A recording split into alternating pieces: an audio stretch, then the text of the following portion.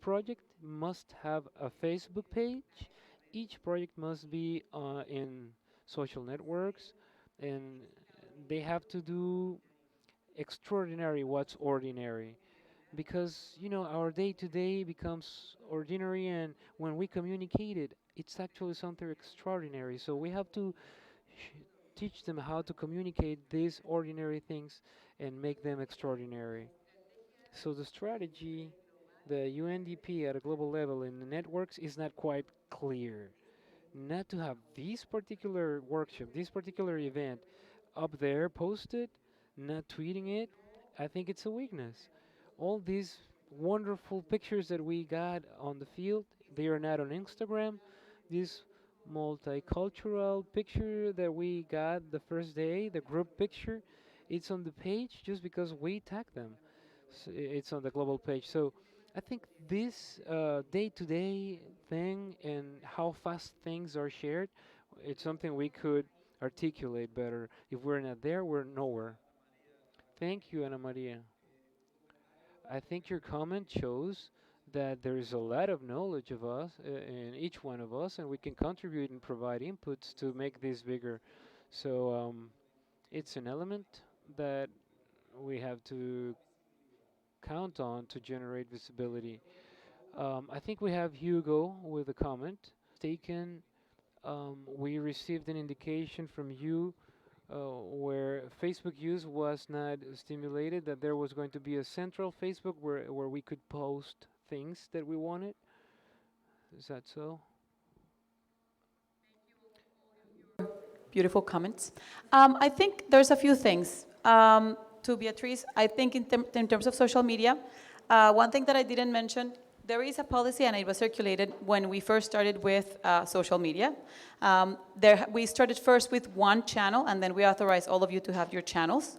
But we did place, and all of that guidance is also in the intranet. We haven't circulated it in a while. But it basically is, if you don't have the capacity to constantly keep up with social media, don't do it. It's extremely hard work. Reason why it's not there, I don't have support right now, and I have been trying to be present rather than to be tweeting all the time.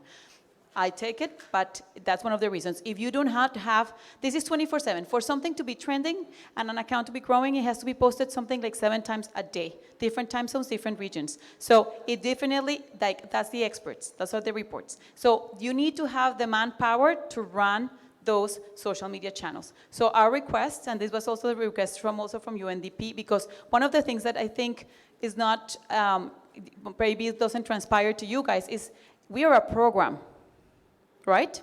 We have the Jeff social media channels, and we also have the UNDP social media channels. Each UNDP also have the media channels. It was, in fact, a lot of lobbying for us to even get Twitter a few years back. First, it was just for them to tag us, not even to produce content, and even with the Facebook. Now, because their social media accounts are really big, it doesn't matter anymore. So we started with Facebook, and then everybody, we encouraged you all to open it. But we did give guidance into what? How to open it. It had to be a group. It couldn't be just a page. You had to have constant stream of content. Some countries like yours, they do very well. Some others open the account, and it dies because there's no support. So I think the guidance has been given, and we actually at some point did follow up with the countries and ask accounts to be closed, Twitter accounts to be closed, because it also reflects poorly. So social media is great if it's used correctly, and if it doesn't really reflect because it's a dead channel. So that is a very important thing. And there is the guidance. In terms of events, we don't promote events. Nobody does anymore. That's old school. The Jeff doesn't promote events, UNDP doesn't promote events, we promote stories, usually human-based stories, or if not, press releases, but not even events about where Akim Steiner talk. If they twist the story so that it becomes a theme, an issue, a blog, but nobody is really producing events. When we are producing events, we produce them when it is a cup and something special happened, like the publication launch. This is an internal meeting. So while I understand that it's important for us, and probably in Facebook it would have been very nice, it is not something that the rest of the world, needed to know, because it is an internal meeting, planning meeting for the future. So there are guidelines as to what to post and when to post. I do think that we could do more in terms of providing media guidance. When we launched the campaign last year, we were giving you kind of like, this is what you could tweet along with pictures. But as you mentioned, it requires a ton of support. And I don't have it. I have a ton of cats. So when I had Ingrid, she was doing that very actively, and I hope to recruit another consultant that would be their job, to be constantly promoting those stories and doing these kind of campaigns. I do think that we could do a lot more campaigns on social media, but those have to be organized. And we have a huge opportunity as well as a challenge, and is language. So, globally, your channels are in Spanish for the ones that are in Latin America. So, and in the ones that are in Africa, is in French, and not everything is universal. So there is a lot more nuance and work that needs to be done for something of that nature to happen. So I take it that is something we're trying to do. We have been trying to improve, but we're putting our efforts where we think they give the most value for what we're doing. So in terms of Facebook, you can have Facebook. But you can have Facebook if you have someone that will be constantly producing content for it, and that it really is an outreach strategy for you. For some countries, that is the best, because there's a lot of interconnectivity and everybody's connected, and that is the best way. In others, it doesn't, because it's more word of media mouth. People use WhatsApp. There's other, for some of you, it's just a website. People use many different channels. So I think, again, depending on your audience, there's different channels. Okay. Oh, and just to complement Ana Maria, and if you don't have a social media, a Twitter account for the program, you can always channel it to the country office or to Ana Maria. Like, the office will be happy to do it for you, and they will be happy to promote it through Instagram, through Facebook, to Twitter. So use your country office social media channels, and also use the RR. Just try. I would suggest you to try this at least for a week or a month. Send him or her a tweet about your program this week, or a story, something for him to have it in his mind or her mind. Like, for him to be also empowered, and okay, this team is doing this. Use him, and also use the country office social media channels. I want to just close with something in terms of guidance. We did circulate a guidance that was released by the UNDP and also the DPI. In terms of social media, it is also in the share files. But when tweeting and in Facebook, another thing and one reason why we're also very careful with social media is you are all UN staff. You're not entitled to your own opinions criticizing the government or having any antisocial behavior. So before having any social media account or tweet, think, if this appeared tomorrow in the Washington Post, would it be okay? If the Pope, your mom, and the Washington Post can read about it, go ahead, tweet it, go ahead, put it in Facebook. If it's not, better you save it for later and ask. So thank you so much. Yeah. Be careful with the type of pictures that you post, because if it's a meeting and a bunch of guys are in a suit, sorry, that's not the picture we want to see. So when you are tweeting and you want to attract people, try to think like, okay, this is a good picture. Is it gender balance?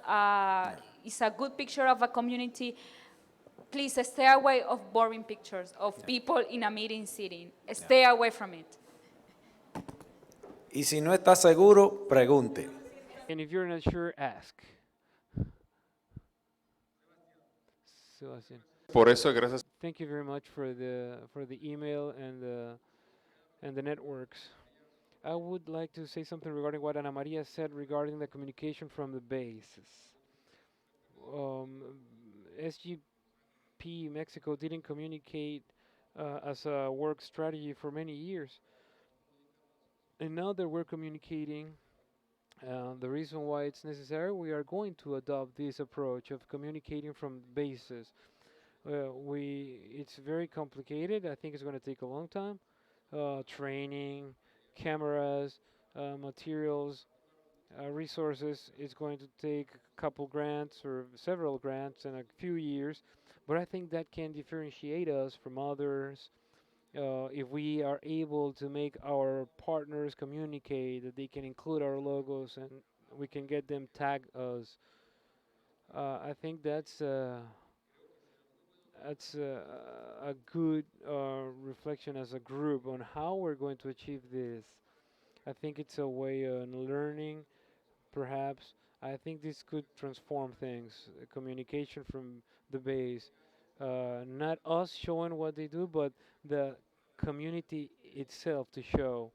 It's a camera that could be there, and nobody's going to take it away from them, so that could work better. Just 1 second, Sebastian. Perhaps if you can share with us that experience that you had hiring Andrea, this person who only went to take pictures on a project in Mexico. Oh, that was UNDP? Okay. So it works like coordinated work.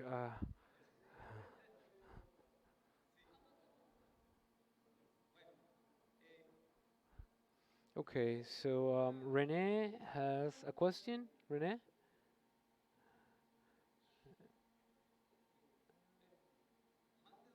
can we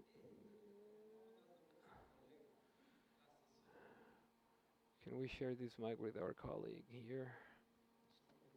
Just to share with you an experience we had with a community where we worked in a community around 14 years ago.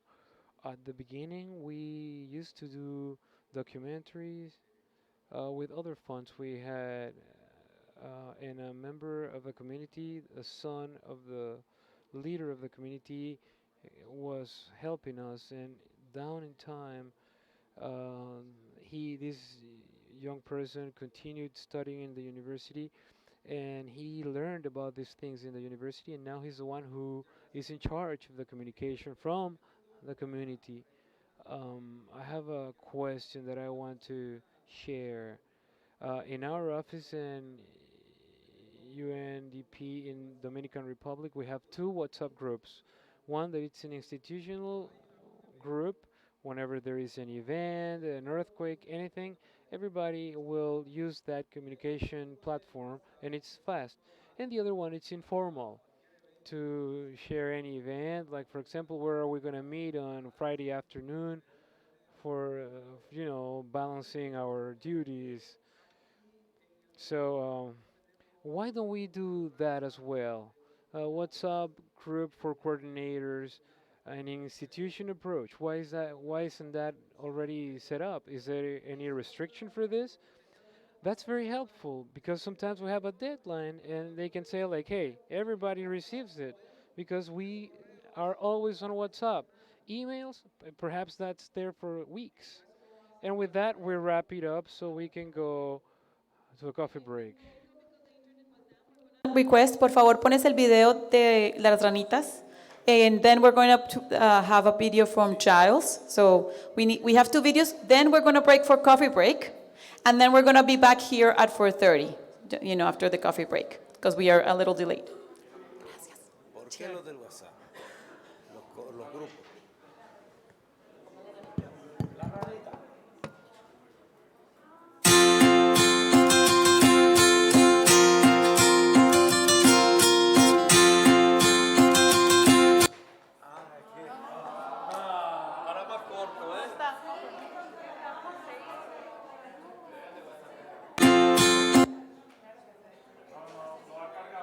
No cargado, es que por eso tocaba el original.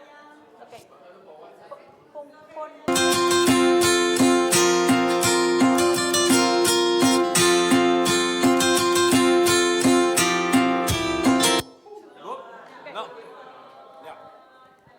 Un momento. Ana Beatriz lo va a compartir, pero lo interesante. Anna Beatriz is going to share this video, but what's important is that they have used these micro videos that are less than 30 minutes as a window on social media to link stories. That requires, some IT knowledge, so they have invested some significant effort. So I invite everyone to take a look at it. And now the other video, perhaps. Uh, you have. ¿Lo tiene? Okay, it's opening. This is a video produced for a knowledge fair, right? From St. Lucia. Toxic pesticide and fertilizer contaminate soil and water.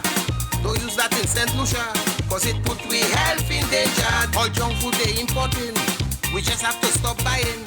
Too much are we getting sick, so before an epidemic, grow, buy, eat organic. Locally let's grow, buy, eat organic. Lucian let we grow, buy, eat organic. When you buying food, ask for organic. 20% deficit Lucia, already caused by cancer. This is worse than ever before, and it killing we much younger. It's a change of lifestyle we need, so this message we better heed. That you should never debate, or you too will have the same fate. Grow, buy, eat organic. Locally let's grow, buy, eat organic. Lucian let we grow, buy, eat organic. When you buying food, ask for organic. Farmers and the government must have one common intent, to produce food that's more healthy, reduce sickness and mortality. Diabetes and hypertension taking a toll on this small nation. For a life of great quality, let's all start to eat more healthy. Grow, buy, eat organic. Locally let's grow, buy, eat organic. Lucian let we grow, buy, eat organic. When you buying food, ask for organic. All of us here in St. Lucia must start to work together to conserve Mother Nature, or we'll suffer in the future. We must have a master plan, how to use the water and land. It's an urgent call to action, going out to the whole nation. Grow, buy, eat organic. Locally let's grow, buy, eat organic. Lucian let we grow, buy, eat organic. When you buying food, ask for organic. Grow, buy, eat organic. Thank you, Giles. Congratulations. Very good. A lot of partners there. Thank you very much, Ire. And now we're going to have the coffee break, or an organic coffee break. And let's return at 4:30. Organic.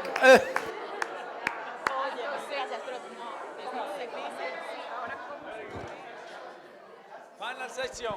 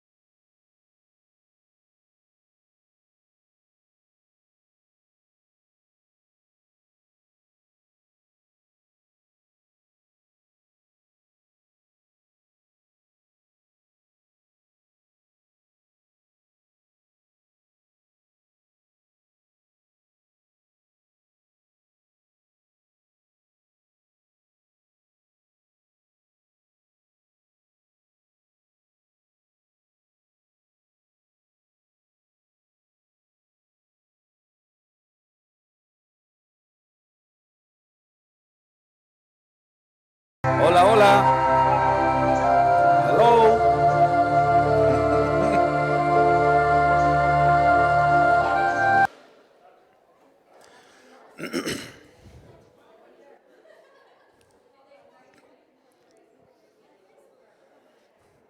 Bien. Parece que el coffee Very well. It seems like the organic coffee break really helped lift your energy. So now we're moving on to the last section of this workshop where we're going to revisit the things that we have seen here and the conclusions. And if there's anything that needs to be adjusted, we can do that before we leave here. So we'll give the floor to Joko, our global coordinator. She is in charge of this session. Take it away, Yoko.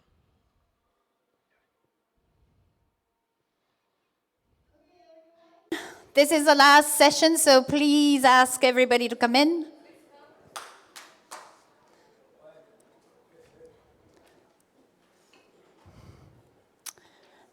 Thank you, everyone. Everyone in the back, I can see you all hugging and come in. Okay, so maybe I'll start. Maybe once I start, people will come in. Where's the clicker? Okay. So, well, this is a really difficult session to conclude, actually, after such an exciting whole week. It was an amazing, amazing week. I really think that, I barely knew most of them in person, but after the 5 days, I feel like we're really family and we know each other. I'm really, really impressed with all your talents. I mean, every single one of you stood here and did a presentation or chairing, and it was an amazing experience. As you may know, my background in biodiversity really shows that we're all primates. Primates really need to interact. I mean, once in a while, you have to come together. You have to smell each other, touch each other, see each other. I mean, it really makes a difference. I mean, primates, they communicate that way. And we are very much a primates, and human beings are part of that. And as much as I really, appreciate the diversity, you know that human beings genetically shares, the difference is 0.1% genetically difference.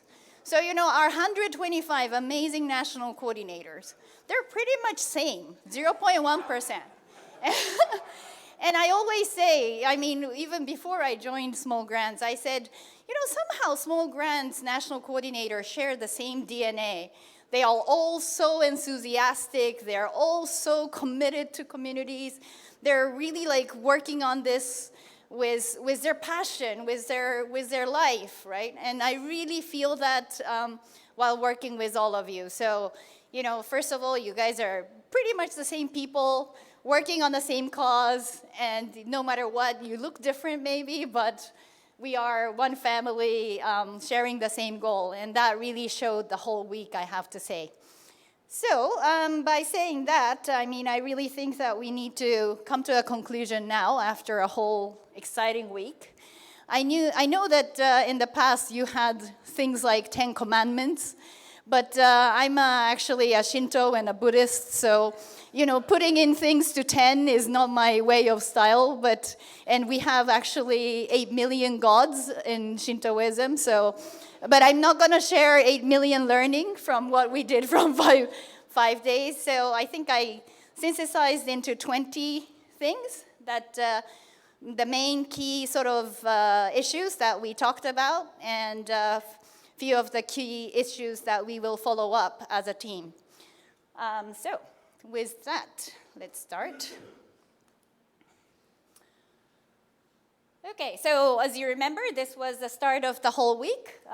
Amazing smile with the minister and everybody. So thanks again. Now, let's move. Okay, so don't worry, we have only 5 slides, so it's not going to be a gigantic presentation.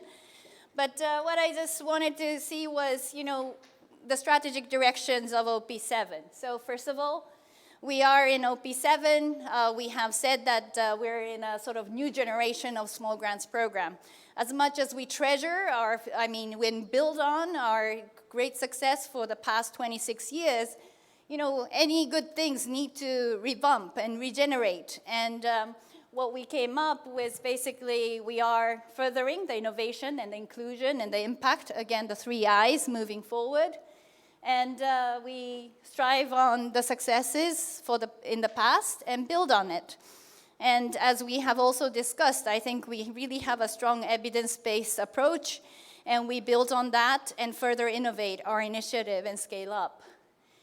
Second of all, I think as a sort of a value proposition, I really think there is no other organization than us who have 125 countries coverage, working on community initiatives on global environmental issues and addressing sustainable development issues.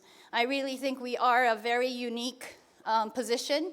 There are many maybe regional programs like this or some others who are doing on thematic issues, but there are no other institution at this point that is doing this many coverage of countries on all the global environmental issues. I mean, it's a good and a bad to cover many different things, but at the same time, this is an amazing institution. And again, this is built on the country programs that you manage, and we really have to be proud about it. Okay, but at the same time, we really have to acknowledge that we are a corporate program of the GEF, and as we repeatedly mentioned, the identity as a UNDP global program. And I do think that we can be proud about it, and we also can contribute further on the sustainable development goals based on this sort of structure. So if there is further clarification needed on that, we're always available, but let's have a common view and a common consensus on it. As much as we treasure the very different kinds of project we do, we need to be strategic in our investment and results. So we talked a lot about the country program strategy today, how we can focus our initiatives into few strategic initiatives, and then also talk about the result-based management. As many of you mentioned, our results cannot be only quantitative, and many things are qualitative too. The stories matter, but the numbers also matter. So I think we need to balance the numbers and the stories together and show the great results that we have. And I think we have a great new monitoring and evaluation strategy, and we are committed to work together at the global, country, and project level. Okay, so in terms of renewed strategic initiatives, we do know that we don't want to spread our limited resource thinly, but it is also exciting and relevant in some of the countries to work on things like plastic or urban solutions or other things. So we'll continue on the great work that we do on sustainable agriculture and fisheries, species and spaces, low carbon energy and chemical and waste, all that. But let's, test and innovate on the new area as well as we see fit. And then the Grantmaker and Grantmakers Plus initiative. I think this was a brilliant, idea that came in OP6. We are fundamentally a grant-making institution, but we're not just that. We scale up and we show policy and program linkages by working on policy dialogue, South-South cooperation, knowledge management, and communication, as we just talked about just now, and have a larger impact out of these Grantmaker Plus. And like the videos that you showed whole week, the communication materials you have, it's an amazing way to have a larger impact beyond grant making.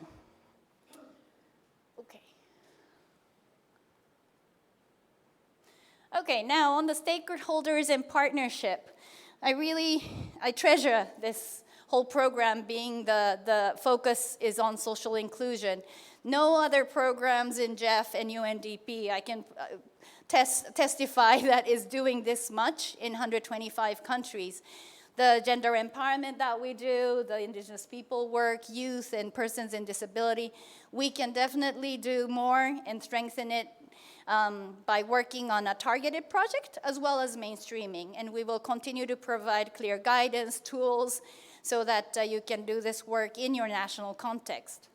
The private sector came up quite a lot, and as we did in Bangkok Regional Workshop 2, we will develop a policy guideline, how we can work on this, both as a partner for financing, but also influencing their practices. So let's come up with a great, cases that you already have. We want to build on the right, already existing successes, and do more on this. And I really think this is an area that we can be a sort of intermediator between this, CSOs and the government, and also build in private sector into our family, actually, and work on it in a right way. And then we're not only GF and UNDP, right? So we can really work more on resource mobilization, more sustainable and innovative financing. So we are actually recruiting a short-term consultant to come up with a strategy for small grants, so we're not just stuck with the existing partners and donors, but try to think beyond.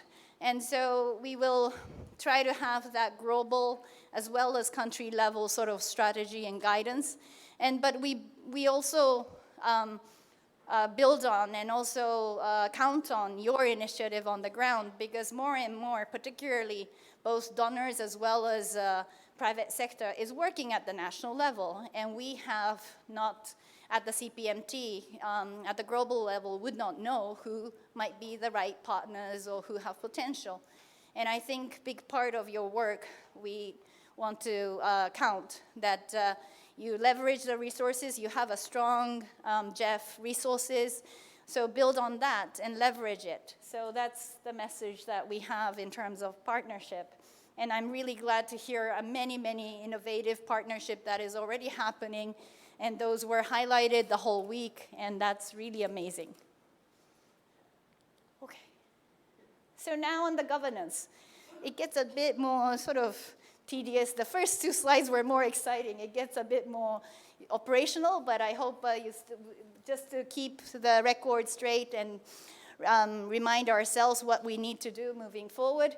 Here it is. First, the governance, the country program team, again, you're all are the asset and you're the core of the program. And I really congratulate every single one of you, and also the PAs who are not here, but please send that message to them that we really treasure this great team. And then the National Steering Committee, we talked about the need for transparent system of selection and also the terms. And then the UNDP country office relationship. We had a good panel discussion today. And I really think that the roles and responsibility to be clarified under the operational guideline, as well as the letter that will go at the start of OP7, hope that that would clarify many things. But at the same time, what it requires is a continued regular communication. So our suggestion is that at the quarterly cycle, you would have at least a meeting with the Resurrep or the designated person, update on what you're doing, what the program is supporting, a list of projects, maybe just before the National Steering Committee, or those sort of milestone timing is a good timing to have those communication. But I do know that in other regions, sometimes, NC said, I don't know the face of the Resurrep. I mean, we better, avoid those situations and have, a regular communication. So some kind of 3 months regular communication at the right level, and also maybe a one-pager to just show what's going on in terms of progress might be a good way forward. And that can be strengthened from the country level M&E as well as engagement in different activities. Like Resurreps does love to speak in those workshops or events that you organize. So that's some tips. And then in terms of clarification on the roles and responsibility, we will have a matrix that will be finalized and shared with you. The global approach, so there will be a global approach by updating the operational guideline and SOP. But the beauty of small grants program is to have sort of a flexibility of adjustment as relevant in the local context. So if you have any issue, feel free to get back to us. And if it's relevant, we could, in an exceptional basis, have some adjustment too. So, but still, I think updated operational guideline and SOP would help further clarify many things moving forward. Okay, so now the operational matters. So in terms of operational matters, we talked about accelerating delivery. As you may know, OP3 just got closed, and OP4, after 12 years, is still open. We really need to close it this year. And OP5, we're committed that by end of June, everything committed. So, I mean, it is really to show our efficiency and effectiveness. I mean, it was really an issue saying that OP4 is still open when I'm asking, like, give me OP7 money, right? So you can understand that we need to really increase efficiency. And what is really a difficult thing is we have 125 countries. So, one country's delay actually does influence others as well. So let's work in a team and try it. And we are, of course, also introducing those reallocation system in order to expedite the process. It relates to the closed and terminated projects, but also the UNOPS had a comprehensive presentation on the conflict of interest. If you have any question on that, please direct it to UNOPS immediately. I know that many of you have some involvement as a board member or other engagement, and those are prone to conflict of interest. Better be consulted. If it's okay, it's okay. But if it's not, we need to make a decision. So please inform in a timely manner. And then in terms of one UNOPS issue, I think the UNOPS team did a really comprehensive presentation this time around. If you have further questions, clarifications, feel free to get back to them. And also, we also have a monthly meeting with UNOPS, so we have Dole and Edris will be there to address any of your concerns moving forward. Travel approval procedures, as well as M&E cost, operational cost, program assistant, the vehicle. We talked about quite a lot of detailed stuff, and we will get back to you with a clear criteria. And one thing that I'm really committed is the equality issue. I mean, by having a clear criteria, we're not, giving preference to any others, but this is basically the standard and go. And we also, of course, consider your special circumstances too, so that's something to be, of course, considered. And then we also had global UCPs, both, and this is something that has been discussed, I think, yesterday, but we will have evaluation moving forward before OP8 starts. So the evaluation will look into the different mechanism that we have, the criteria we have, and whether, how it's working, and assess the relevance of it, and make needed adjustment. We do believe that we need to keep ourselves as a strong global network, and we'll try to see what the potential mechanism is for moving forward. Okay, so with that, this is just basically the last slide to summarize the follow-up actions. It's not very clear, but the bolded ones are basically more towards a country program to follow up, and the others will be more CPMT first, and then handed to you. But so from national coordinators' perspective, the engagement of UNDP country office in a sort of quarterly manner, as well as the development and update of country program strategy for OP7, as well as some resource mobilization and partnership strategy development. And then the OP5 and OP6 delivery is something of the first sort of priority initiative after going back home. And there are many, many more things that CPMT and in partnership with you will be following up. But I really think by just looking at this list makes, how successful it was for getting all the inputs from you and also the homework we have moving forward. But what is really exciting is we have now a clearer understanding of our strategic approach and initiatives. We have secured the JEF resources, basically. I mean, we still have to get it by having a project document and all that, but basically there was an enormous support from the donors and the stakeholders and the recipient countries. And we really want to build on that trust. Many people say, trust cannot be developed in short time. The 26 years of history of SGP really speaks, and many of you have spent many parts of that 26 years. And we'd love to build on that further and have another 26 years or more to flourish the small grants program and have a strong relevance and partnership with others. So I do recognize that many of you from, I think the longest serving, Alberto being 23 years, I hear. And then for Khadija, who is like 0 days still into the work, but with accumulated knowledge and experience of, I think, close to 200 years here on small grants, we have a really strong way forward and working together. So thank you again.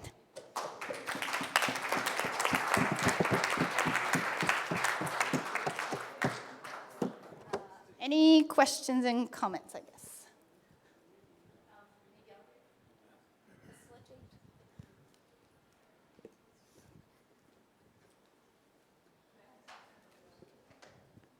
¿Preguntas de esta última sección? Beatriz.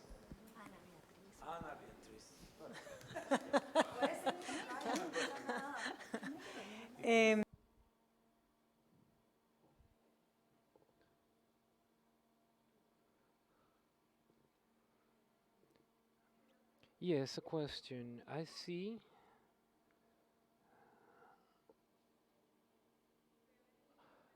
see in this calendar that the development of the update of the country program strategy and the timeline.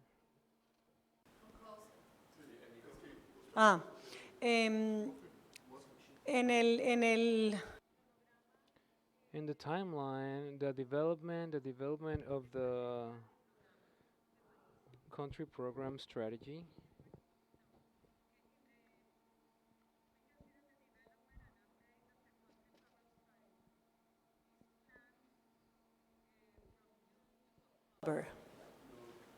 ¿No?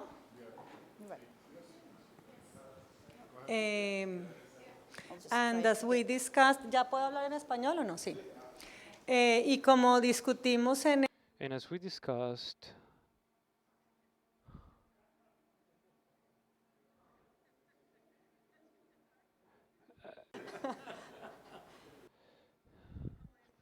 in the previous session, perhaps this process of updating and developing of this program will change from one country to another.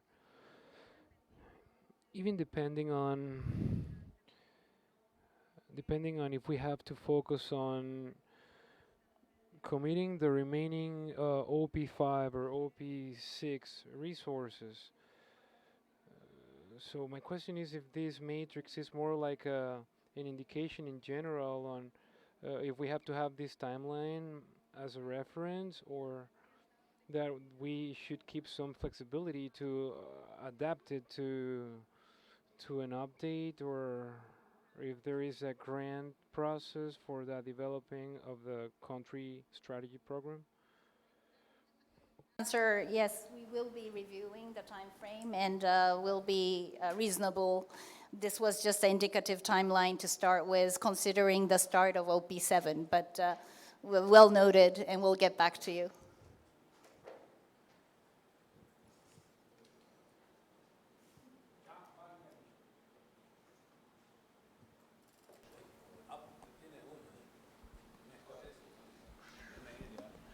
Thank you, Yoko, for your last presentation. Is it on the same frame line we can carry up those activities? Or line by line? It's the same, we can carry out these activities. For example, in month June, you can have some activities, and July, these activities. But we cannot permit some activities. It's depend on the specific context. Yes. No, I fully understand, Jampano. Like, it is, this is an ambitious timeline that we are trying to adhere. I mean, it's been, many of the activities has been ongoing. So we're hoping that this is like the final stage of finalizing some of the steps.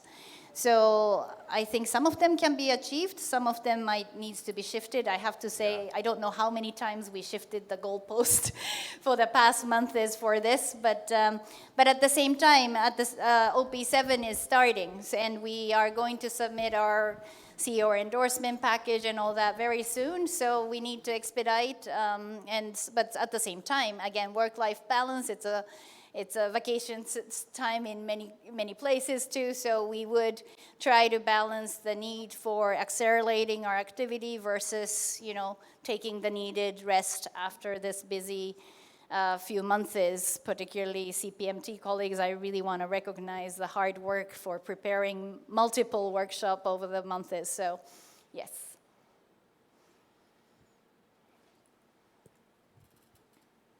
Comentario. Comments, questions? Cansado. Everyone's tired, happy.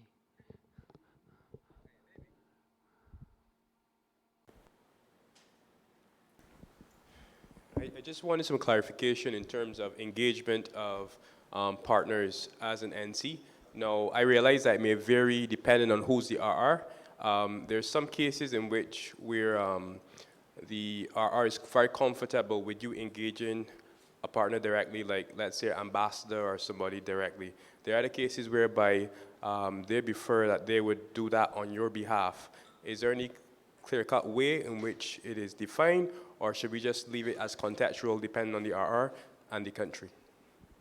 No, good question. I think it's to each country. Some of the res reps are more open and delegated. Some are more, in a way, controlling those contacts. So I really think it's based on the country's procedures and practices. But at the same time, I think you're the one who needs to be proactive, saying that this government or this partners are potential. Can I go and talk, or do you want to come with me? Or, I think those type of things needs to be proactively done, because if not, you can't be just waiting for a great opportunity to be coming. So that's one thing. And we'll heavily, rely on the communication that you have with not only the res rep, but also the country office colleagues and the team leaders and all that. So hope that makes sense. But we'll also try to clarify on these resource mobilization strategy, as I mentioned. We'll share that as we work on these documents. And we are in the recruitment of having a person to assist us. So, yes.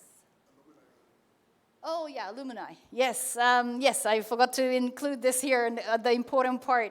So, yes, the alumni roster, we want to call it a senior expert or whatever appropriate in the context, but yes, we know that many of you with enormous experiences are leaving us sometime soon, and we really want to have them in the roster so that when needed, they can be called on and support the program. So we are committed to that. Once we get back, we'll have some kind of online roster that we can have so that you can access, and this is really exciting.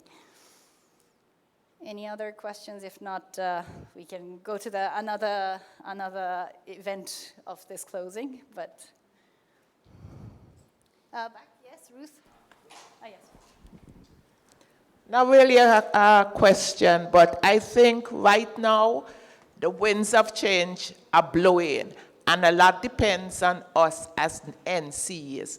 From my experience, there's so much scoping exercise taking place. Everybody comes to the island, they want to meet with community people. And it says something, we are doing something, we are reaching the right people who is going to make a difference.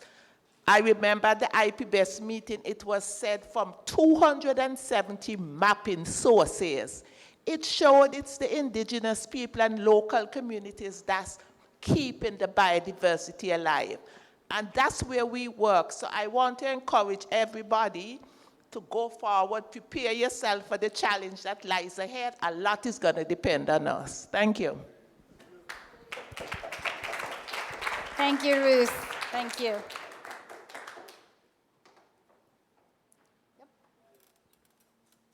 Well, just a brief comment to acknowledge and thank your stellar leadership. You have been guiding the program for many, I think, months now, and to thank you and the team at CPMT, the UNOPS team, everyone, for supporting us, guiding us, and we look forward to implementing OP7 successfully. Thank you. Well, thank you so much, Ronel. Oh, We're here to serve, but now that we're getting into the thank you mode, I really would like to first of all acknowledge Beatrice and Pilar and the entire team of Panama for this amazing, amazing workshop.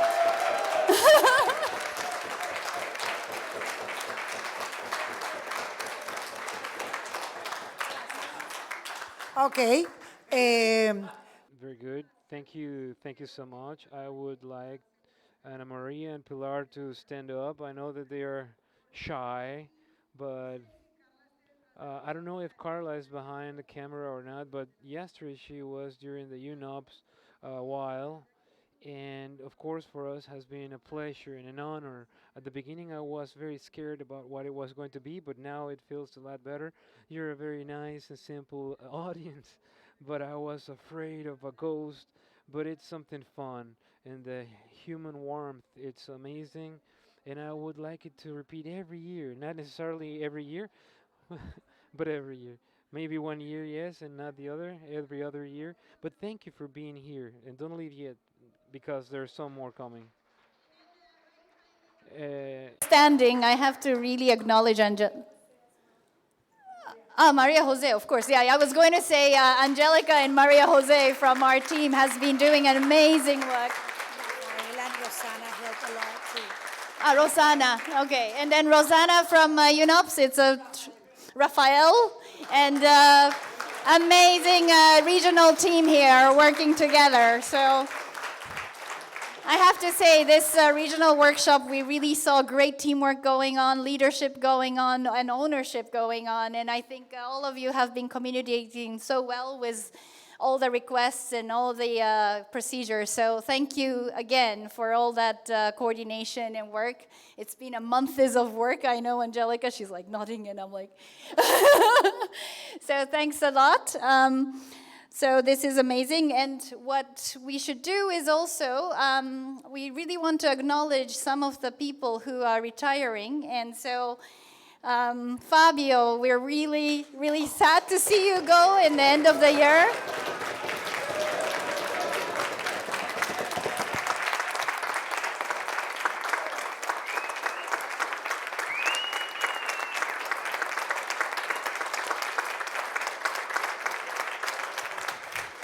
Please come to the front.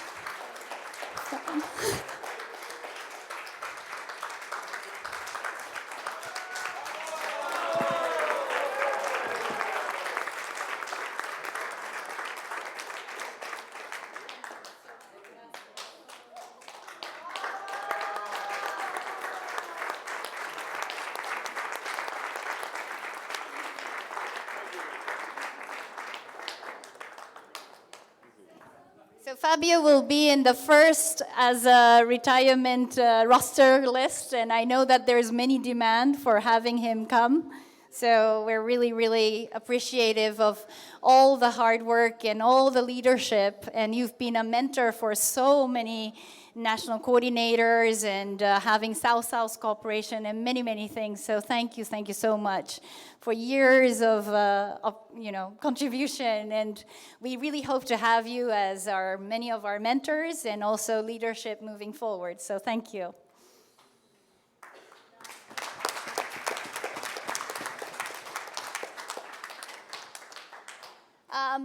Okay, so is there any final words? Maybe Angelica, do you want to share some words before we do surveys and other things as announcements? So. Okay. I'm sorry. Okay, well, I just want to say a few words. I think yesterday, Claudia, our colleague from the regional center, she invited a few people to her house. We had a very in-depth discussion about the fate of the planet and, and global environment. And really, it's true that our challenges are immense. And I wanted to say that it takes special people not to give up and to continue to be committed and working together towards these goals, even if it's difficult and maybe we don't know to what extent we can achieve them. But the fact is that we are facing these planetary challenges of extinction, of poverty increasing, of all these things, instability, and we are keeping the optimism. We find things to do, things that make us proud, and the commitment, and I think this is important, and this team is very special, and I've been learning from you all these 8 years, and I'm very happy and grateful for these lessons. Es en inglés, en español, ustedes saben todo, pero muchas gracias, y muchas gracias por todo el aprendizaje. Thank you for the lessons you have shared throughout these years, for your friendship, for your commitment. And I feel very emotional. Anna Maria is not here, but we were talking about the same thing. That after this workshop, we feel better to face all the problems that we have at work. We have problems with the world environment, and we feel better after talking to you. Thank you.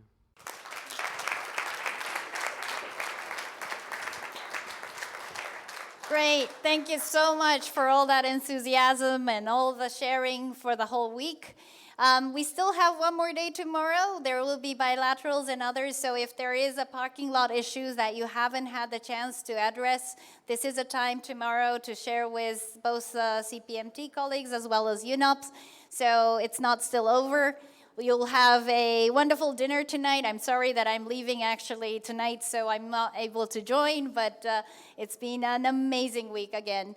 And so the last thing before you leave, and Fabio is raising his hand, and of course I really have to share the microphone with him. Voy a romper el protocolo. I am going to break the protocol. I wanted to give Yoko this. This is something from our spirit and culture.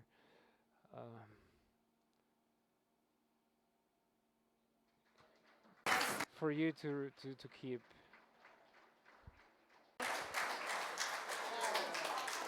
Thank you so much for this. And again, we just can't forget about the great field trip we had and the smile of the youth and the children. So we'll continue to work for them and for the better for their earth. So thank you again. And the last thing, so the survey? So still for tomorrow? La sesión. The sessions tomorrow 101 will be in the restaurant. It won't be in the rooms upstairs, but in the restaurant where you usually have breakfasts. So, encuentren again the final list, but find the right time and the right person at the restaurant. And I think UNOPS will have it here. UNOPS clinic will be here, so find the time to come here and raise your questions and have some dialogue as well. And then there's other logistical things, or? Okay, while we are talking, we will have a survey for this workshop. It's extremely important because we still have one more workshop to go. We want to hear your feedback, how we can improve, how we can do better, as well as what you found it most helpful. So, Maria Jose is going to be sending this online monkey survey, the one that we love, to do the survey, and you can work on that now. Please work it on now. And once you're done with your surveys, I'm very happy to share with you, this is a 25th anniversary stamps that we shared with GEF Assembly last year. It's actually with partnership with the Bhutan government. We were able to make a 25th anniversary celebration and a commemorative stamp. So please take one once you're done with your survey and come and get it from me. And so take 10 minutes of your time. What?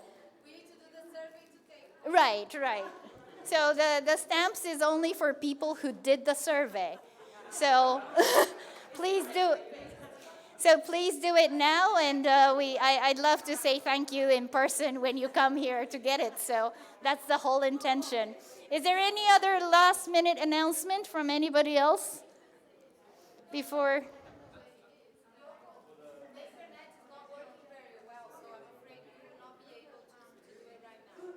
You think so? Oh. Oh, it says. Can you try? Oh. Okay, so the ones who can do it, please do it. I'll give exception for people, of course, who cannot connect. So, Isabel, your exception, but.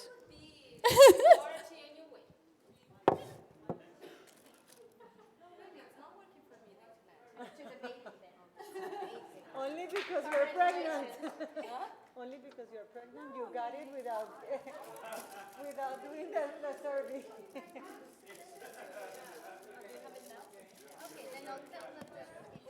On the way out. Okay, so to go with the stamp, actually, we also had a photo book. One of the Panamanian project is actually highlighted in this photo book. When you get out from the room, please pick one copy for your memory. And there is, of course, not only the Panama project, but a beautiful photo of many of the projects from around the world. So please pick one, and you'll see Akim and Naoko's faces as well in the photo. And IW, el taller de IW Eco que van a tener los países del Caribe, de Caribbean, de IW, ¿cómo se dice? Eco. Eco, sorry. It's in the mezzanine, it's in the M floor, just below this floor in Salón Herrera. Okay? So it starts 9:30, not 9. Okay?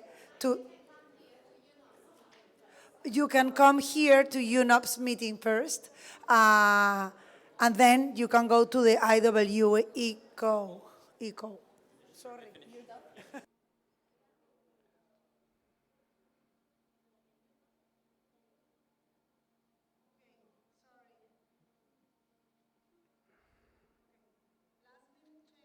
Un cambio. IW Eco Salon is going to be where we had lunch. ¿Qué nombre de salón, Pilar? Darien. Darien. The first day lunch, o sea, de Darien. Okay, where we had lunch the first day, the small conference room called Darien. Remember that name. It's my landscape. Un otro anuncio. ¿Quién que habla español no? Another announcement. Yolanda Turan, somebody has this, somebody wants this, is part of our steering committee, the previous steering committee. He's a part of a Jeff IPAC currently. So for the people who would like to have it, somebody has it. Somebody has this book. Somebody wants this book. En español. It's in Spanish.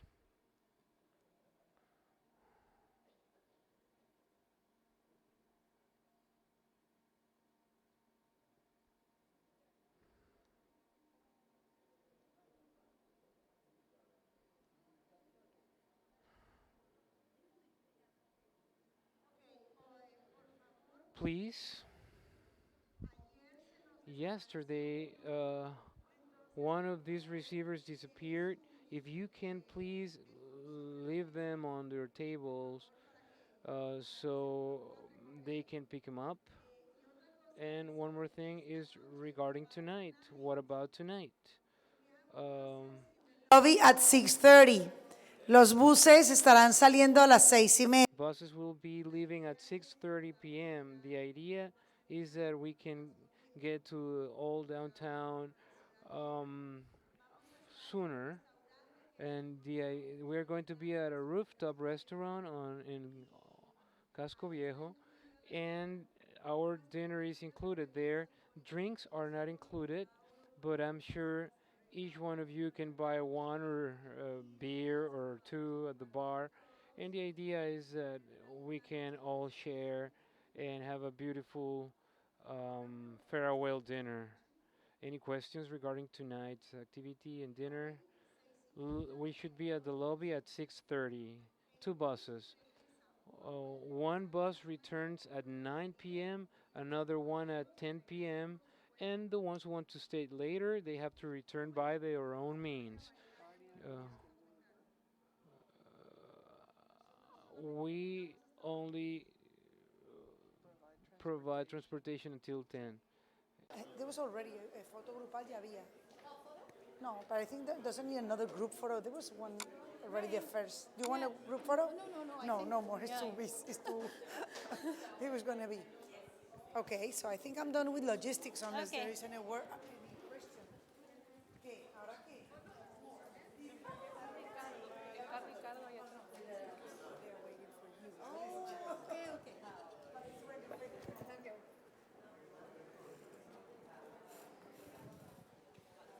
Tole, any announcement?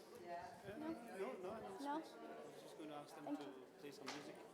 Please, yeah, I think so.